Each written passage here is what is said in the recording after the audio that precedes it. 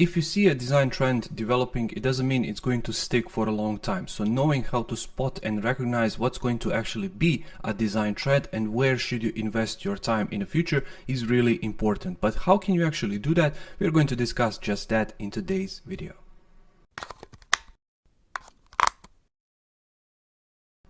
Hey designer, Alex here, welcome to the channel, and before we get started with today's video, make sure to check out my membership. Link is going to be down in the description below. Membership includes all of my courses, digital design products, private access to the Facebook group, practice files for my YouTube tutorials, and so much more. So if you're interested in content like that, make sure to check it out. Once again, link is going to be down in the description below. The first thing that you should pay attention to is industry trends. Industry trends are really basic to spot, and you can look at big websites, what they are doing, for example, apple.com or uber.com, adidas.com, mercedes-benz.com, whatever you want, whatever your favorite websites are, make sure to check out what they are doing, because they have teams of designers in those companies developing these trends, trying new things out and see what sticks. What you can do is see, for example, if majority of these websites are using rounded buttons, if they are using background shadows. Some websites are using gradients, other websites are using 3D design, and make sure to see if a trend is developing. For example, if out of 5,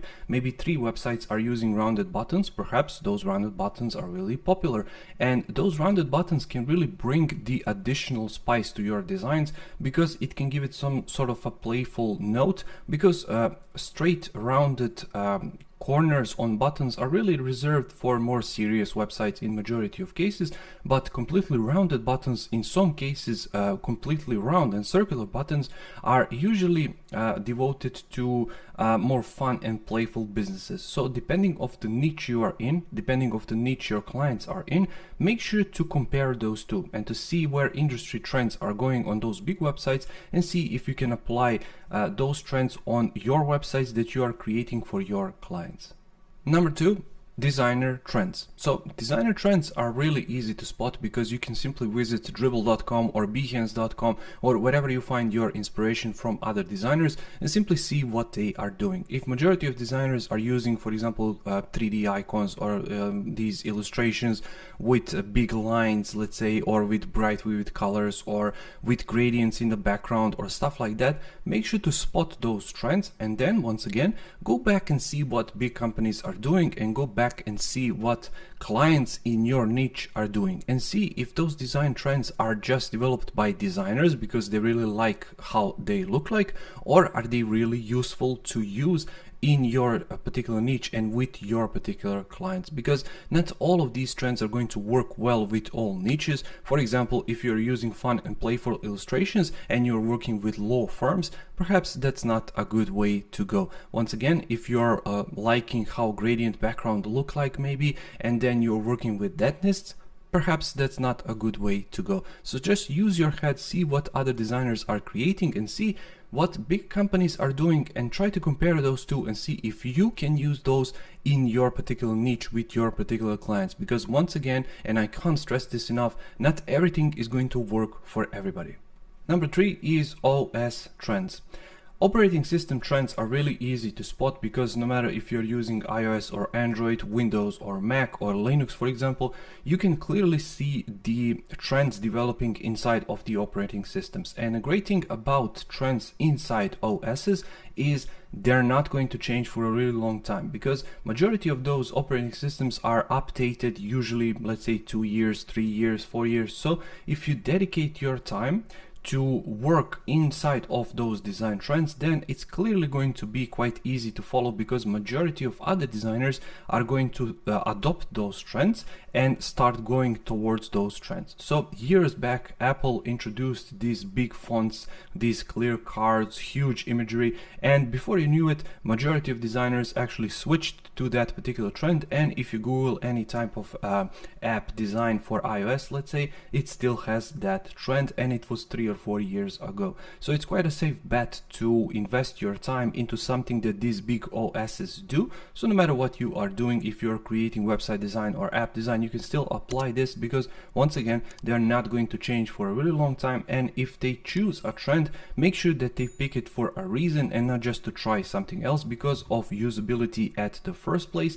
And then once again, let's say visibility, accessibility for all of those people with difficulties reading, with difficulties scrolling, with smaller screens. So before they apply these design trends to OSs, make sure that they are testing the hell out of them to make sure that they are going to be future proof. What that means is, no matter if you are creating a design for a screen which is this big or this big, it's still going to work quite nicely. It's still going to scale and shrink. So no matter what you are doing, it's always a safe bet to see what OSs are creating. And finally, number 4, client trends. If clients approach to you and say, I like what Uber does, can we do something like this on my website or mobile app? Make sure to do your research first. Make sure to see what they are referencing to, and make sure to test and see what their competition is doing, because it's not going to work for everybody. I cannot stress this enough, and I get this all the time from my clients, from previous clients, for future clients, or from potential clients,